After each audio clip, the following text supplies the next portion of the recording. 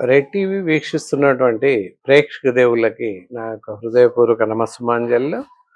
నేను మీ doctor D Balakrishna, Ayurveda వైద్యరత్న Shri Kaushik Ayurveda multitherapy hospital, Dilsukhnagar, Hyderabad అన్నమాట. సో మనం ఎన్ని సమస్యలు చూసినా, ఇంకా ఎంత తెలుసుకున్నా, ఇంకా తెలుసుకోవాల్సింది ఎంతెంతో ఉంది. ఆరోగ్యం అంటే అనంతం. ఆరోగ్యమే మహాభాగ్యం. ఆరోగ్యంగా ఉంటేనే మనం ఏదైనా చేయగలం. అనారోగ్యంగా ఉన్నట్లయితే ఏ పని చేయజాలము. జీవితంలో చాలా రకాల ప్రాబ్లమ్స్ వస్తుంటాయి.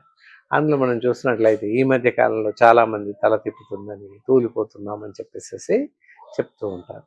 దానికి కారణాలు ఏంటి అసలు అని తెలుసుకున్నాం. తల తిప్పడం, లేకపోతే మెడపట్టేయడం, ఇలాంటివి ఉంటాయి.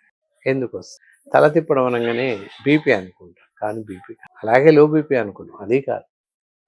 మరి ఎందువల్ల తూలి పడిపోయినట్టు అవుతుంటాం అంటే, సర్వైకల్ స్పాండిలోసిస్ అనేటటువంటి ప్రాబ్లమ్స్ ఉన్నప్పుడు ఈ తూలినట్టయి పడిపోవడం, తిప్పినట్టు అవ్వడం సంభవిస్తుంది. సర్వైకల్ స్పాండిలోసిస్ అంటే ఏంటి? దానివల్ల మరి శరీరం ఎందుకు తూలిపోతుంది అనేది చూడాలి. సర్వైకల్ స్పాండిలోసిస్ అనగానే తల వెనుక భాగం నుంచి వీపు మధ్య వరకు స్పాన్ ఉంటుంది. జనరల్లీ తల వెనుక భాగం నుంచి కింద బుధం వరకు స్పైనల్ కార్డ్ ఉంటుంది. ఇక్కడ మెడ ప్రాంతాన్ని సర్వైకల్ స్పాండిలోసిస్ అని చెప్పేసి అంటారు. ఈ సర్వైకల్ స్పాండిలోసిస్ వెంబడే సియాటిక్ వెయిన్ ఉంటుంది. స్పాన్తో పాటు వెయిన్ కూడా కింది వరకు వెళ్తుంది. ఇలా ఈ విధంగా పూసలు పూసలుగా సర్వైకల్ స్పాండిలోసిస్ ఉంటుంది. అలా C1 to 7 ఉంటాయి. C1 C6 అలా C1 to 7 8 బోన్స్ వరకు మనకి సర్వైకల్ బోన్స్ ఉంటాయి. ఈ ప్రాంతంలో ఉంటుంది మెడ ప్రాంతం కనుక సర్వైకల్ స్పాండిలోసిస్ అంటాం. స్పాన్ అనమాట. సో మరి ఎందుకు నొప్పి వస్తుంది, కారణం ఏంటి అని చూసినట్లయితే, ఒకే వైపు బరువు పడిపోవడం, లేదా ఎముకలు ఒకవైపు వంగిపోవడం, స్ట్రెస్ కావడం, ప్రెషర్ ఏర్పడడం, ఇలా ఉంటాయి. ఇందాక చెప్పినట్టుగా చూస్తే ఒక పక్కకి ఇలా ఒరిగిపోవడం. ఈ పైకి వచ్చినటువంటి బోన్ ఏదైతే ఉందో ఇక్కడ వెయిన్ ఉంటుంది. ఈ వెయిన్కి పైన ప్రెషర్ చూపిస్తుంది, ప్రెషర్ పడుతుంది, తూలిపోతుంది, శరీరం తూలిపోవడం, పడిపోవడం సంభవిస్తుంది. సో ఇది కొన్ని సందర్భాల్లో జరుగుతూ ఉంటుంది. ఎందుకు జరుగుతుందంటే ఈ కారణాలు. డిస్క్ ప్రొలాప్షన్స్, డిస్క్ కదిలిపోవడం, అరిగిపోవడం, లేదా కుచించుకుపోవడం, ఇలా డిస్క్ దగ్గరికి రావడం, ప్రెషర్కి లోనవ్వడం. అలాగే సర్వైకల్ స్పాన్ ఏదైతే వెయిన్ ఉందో, వెయిన్ పైన ప్రెషర్ పడడం. ఈ సందర్భాలన్నింటిలో కూడా మెడపైన ఎక్కువగా నొప్పి రావడం, ఇలా తిరిగి చూడలేకపోవడం, కొన్ని సందర్భాల్లో చేయి కూడా లేపలేకపోవడం, అలాగే వేళ్ళు దగ్గరికి రాలేకపోవడం, ఫంక్షన్స్ సరిగా ఉండకపోవడం, ఇవన్నీ కూడా సంభవిస్తాయి. సర్వైకల్ స్పాండిలోసిస్ వల్ల ఇవి సంభవించవచ్చు. ఒకటి ఏంటంటే, తూలి పడిపోయినట్టు అనిపించడం, మెడ ప్రాంతంలో విపరీతమైన నొప్పి ఉండడం, అలాగే మెడ నుంచి షోల్డర్ వరకు, భుజం వరకు చేయి లాగేయడం, షోల్డర్ భుజం నుండి మొదలుకొని ముంజేయి వరకు, వేళ్ళ వరకు కూడా నొప్పి రావచ్చు. తిమ్మిరెక్కినట్టు అనిపిస్తుంది. కొన్నిసార్లు పట్టు కూడా కోల్పోతుంది. ఈవెన్ దో స్పూన్ కానీ పెన్ను కూడా పట్టుకోలేని పరిస్థితి ఏర్పడుతుంది. ఈ మాత్రం చేయి కూడా పైకి లేపలేని పరిస్థితి ఉంటుంది. చాలా మేజర్గా ఉంటుంది పరిస్థితి. తల ఇలా తిప్పి చూడడం కానీ, పైకి పెంచడం కానీ ఉండదు, జరగదు. చాలా నొప్పిగా ఉంటుంది. ఇది సర్వైకల్ స్పాండిలోసిస్ వల్ల జరిగేటటువంటి పరిణామాలు, మార్పులు అని అనుకోవచ్చు. ప్రాబ్లమ్స్ ఏర్పడ్డప్పుడు ఇలాంటి పరిస్థితులు తలెత్తుతాయి. మరి ఇలాంటి పరిస్థితులు తలెత్తినప్పుడు మరి ఏం చేస్తే మంచిది అని చూడు. జారిగిలబడి సగం కూర్చొని టీవీ చూడు, బెడ్ పైన తల దిండింత పెట్టుకొని ఇలా ఒరి కూర్చొని టీవీ చూడటం చేయకూడదు. అలాగే వెనక మన బ్యాక్ పోర్షన్లో ఏదైనా ఉంటే సగం వరకు ఇలా తిప్పి చూసి తీసుకోవడం, అలా చేయకూడదు. పూర్తిగా అటువైపు తిరగాలి. అలా చేస్తుంది. మన హైట్ కన్నా చాలా ఎత్తులో ఉన్నటువంటి వస్తువు తీసుకోవడానికి అతి కష్టం పైన బలవంతంగా తల పైకెత్తి తీసుకోవడం, ఇలాంటివి చేయకూడదు.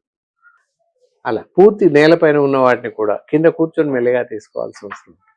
ఇలా ఇవన్నీ కూడా జాగ్రత్తలు పాటించాల్సిన అవసరం ఎంతైనా ఉంది. ఓకే, ఈ విధంగా చేస్తే కొంతవరకు మనకి సర్వైకల్ స్పాండిలోసిస్ యొక్క పరిస్థితి నుంచి బయటపడవచ్చు. ఓకే. ఆహారం విషయంలో చూసినట్టయితే ఇందాక చెప్పినట్లు అన్ని రకాల ఆహార పదార్థాలు తినొచ్చు. ఎక్సెప్ట్ నాన్ వెజిటేరియన్స్ అయినట్లయితే మటన్ ఒకటి, ఎండు చేపలు, ఫ్రాన్స్, రొయ్యలు తినకూడదు. ఓకే.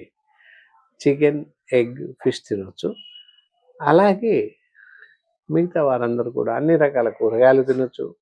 పాలు, పెరుగు, మజ్జిగ తీసుకోవచ్చు. టీ, కాఫీలు సేవించవచ్చు. ఓకే. ఈ విధంగా ఫాలో అయినట్లయితే ఆహారం తీసుకున్నట్లయితే ప్రమాదం లేదు. అలాగే ఫ్రైస్, డీప్ ఫ్రైస్ ఇలాంటివి మానేయడం మంచిది. దాంతోపాటుగా ఇంకా చూసినట్లయితే జంక్ ఫుడ్స్ అన్నీ ఏవి కూడా తినకూడదు. కూల్ డ్రింక్స్ అవి అలాంటివి తాగకూడదు. ఇలా చేస్తే కొంతలో కొంత మనకి సర్వైకల్ స్పాండిలోసిస్ ప్రాబ్లం రాకుండా కాపాడుకునే అవకాశం ఉంది. మరి దీనికి గాను కొన్ని రకాల చిన్న సింపుల్ ఎక్సర్సైజెస్ ఉంటాయి. ఎక్సర్సైజ్ చేపిస్తుంటాం. అది మాలాంటి ఎక్స్పర్ట్స్ ఆయుర్వేద వైద్య నిపుణుల వద్దకు వచ్చినట్లయితే కొన్ని రకాల ఎక్సర్సైజ్ స్పాండిలోసిస్ సంబంధించిన ఎక్సర్సైజెస్ జస్ట్ 2-3 మినిట్సే చేపిస్తుంది, కానీ తగ్గిపోతాయి.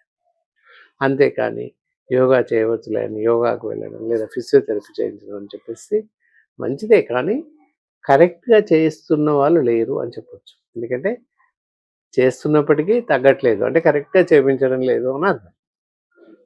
నెలలుగా చేస్తున్న వారు ఉన్నారు, అయినప్పటికీ తగ్గట్లేదు.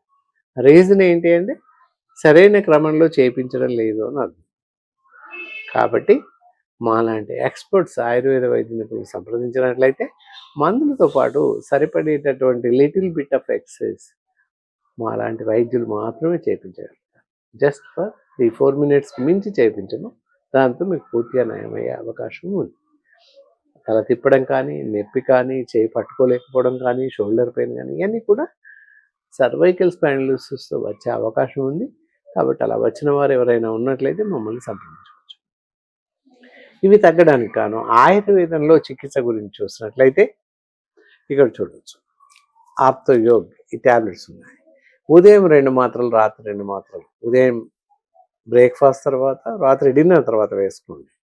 అలా వేసుకుంటూ ఉన్నట్లయితే తప్పకుండా తగ్గుతుంది. ఓకే. ఇంకొకటి ఇది ఎక్స్టర్నల్ అప్లికేషన్ ఆయిల్ అనమాట, ఆర్థోఫెన్ ఆయిల్. ఓకే. ఆ ట్యాబ్లెట్స్ వేసుకొని ఆయిల్ పైపూతగా పూస్తూ ఉన్నారు. ఈ 2 వాడుతూ ఉన్నట్లయితే సర్వైకల్ స్పాండిలోసిస్ మట్టు మాయమైపోతుంది.